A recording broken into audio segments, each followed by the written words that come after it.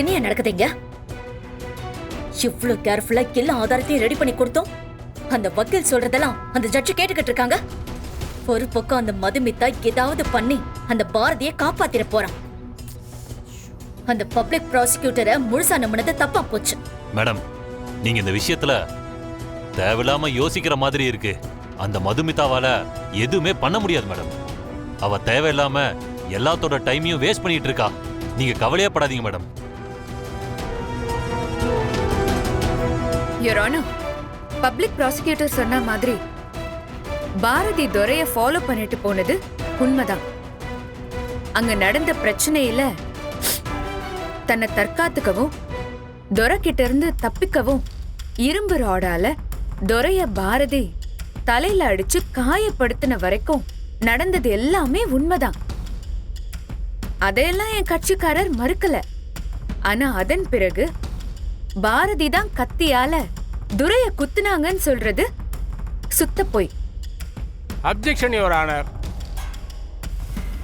Miss Madhumita, நீங்க எதை வச்சு பாரதி துரைய கத்தியால குத்துலன்னு சொல்றீங்க? அதுக்கு உங்ககிட்ட ஆதாரம் இருக்கா? ஆதாரத்தை குடுக்கறதுக்காக தானே சார் நான் இங்க டம்மி பொம்மைய கொண்டு வந்து வச்சிருக்கேன்.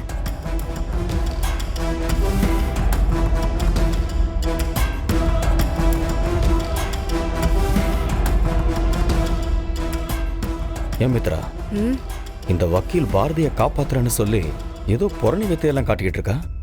எனக்கு ஒன்றும் புரிய மாட்டேங்குது. உனக்கு ஏதாவது புரியுதா? எனக்கு ஒண்ணுமே புரியலண்ணா. ஆனா இவ ஏதோ பண்றதுக்கு ட்ரை பண்றான்னு மட்டும் தெரியுது. தவக்கல, இந்த வக்கீல நம்ம பாரதியை காப்பாத்திடுவாங்கல்ல? கண்டிப்பா பாட்டி. நீங்க வேணா பாருங்க, இன்னைக்கு நம்ம அண்ணிய கூட்டிக்கிட்டு தான் வீட்டுக்கே போக போறோம். யுவர் ஆனர், இதே அளவு வெயிட் இருக்கிற ஒரு கத்திய தான் பாரதி துரைய குத்துனதுக்கு பயன்படுத்தினதா சொல்லிருக்காங்க. பாரதிய வச்சு நான் ஒரு டெமோ காட்ட நினைக்கிறேன். அதுக்கு உங்களோட அனுமதி வேணும் your honour. You can proceed. Thank you your honour. Bharathi,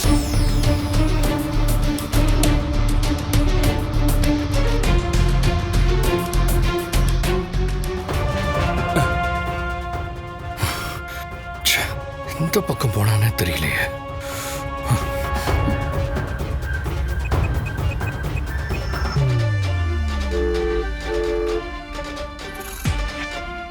ஆதி, என்னாச்சு? அவனை பிடிச்சிட்டியா? இல்ல கணேஷ், அவன் எனக்கு போக்கு காட்டிட்டு எங்கேயோ ஓடி போய் ஒளிஞ்சிருக்கான். நீ எனக்கு ஒரு ஹெல்ப் பண்றியா? சொல்லு ஆதி. ஓகே ஆதி, நான் பாத்துக்கிறேன். நீ கவனமா இரு. நான் நீ சொன்ன விஷயத்தை முடிச்சுட்டு உனக்கு கால் பண்றேன். சரியா? சரி, ஓகே.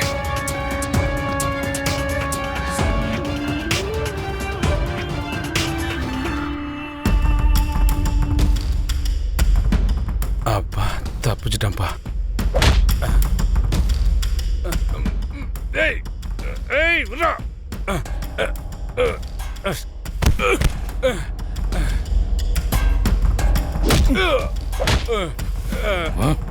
ஏய் ஏய், சொல்றா, உனக்கும் துரையோட கொலைக்கு என்ன சம்பந்தம்? சார், நீங்க எதை பத்தி கேக்குறீங்கன்னு எனக்கு சத்தியமா தெரியல சார். நீங்க என்னை தப்பா புரிஞ்சுக்கிட்டீங்கன்னு நினைக்கிறேன். சொல்றா. ஏய், பார், இதுக்கு மேல நீ என்னை ஏமாத்தவே முடியாது. கண்டிப்பா உனக்கும் துரையோட கொலைக்கும் சம்பந்தம் இருக்கு. அது எனக்கு நல்லா தெரியும். என்கிட்ட உன்னோட நடிப்பெல்லாம் வேலைக்காகாது.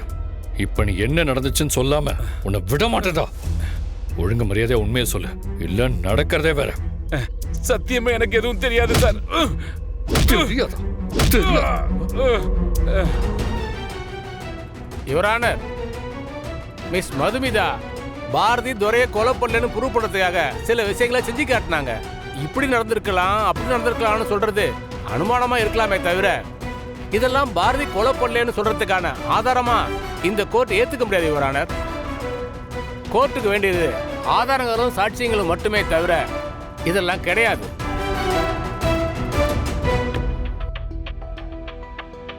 எதிர்த்தரப்பு வக்கீல் மதுமிதாவால பாரதி இந்த கொலையை பண்ணலன்னு நிரூபிக்க முடியல.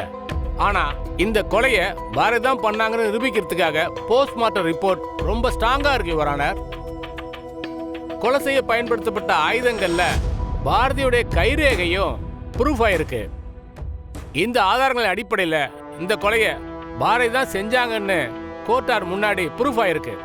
அதனால பாரதிக்கு அதிகபட்ச தண்டனையா தூக்கு தண்டனை வழங்கும்படி மதிப்பிற்குரிய நீதிபதி அவர்களை மிகவும் தாழ்மையுடன் கேட்டுக்கொள்கிறேன். ஐயோ,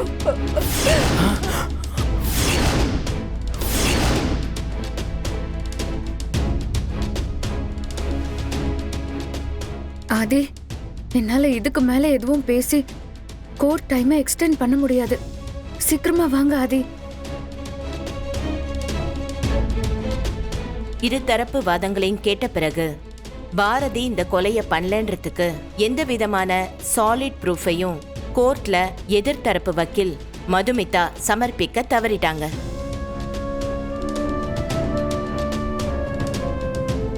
தவக்கலை என்ன இப்படி சொல்றாங்க? நீங்க பதறாதீங்க பாட்டி. அண்ணன் அண்ணி விஷயமா தான் எங்கேயோ போயிருக்காரு. நீங்க தைரியமா இருங்க, எல்லாமே நல்லதாவே நடக்கும். இந்த வழக்குல பாரதி தான் குற்றத்தை பண்ணிருக்காங்கன்னு எந்த சந்தேகமும் இல்லாம தெளிவா உறுதிப்படுத்தப்பட்ட கொலை. அதனால தெளிவா பாரதி தான் உண்மையான குற்றவாளின்னு இந்த கோர்ட் யுவர் ஆனர்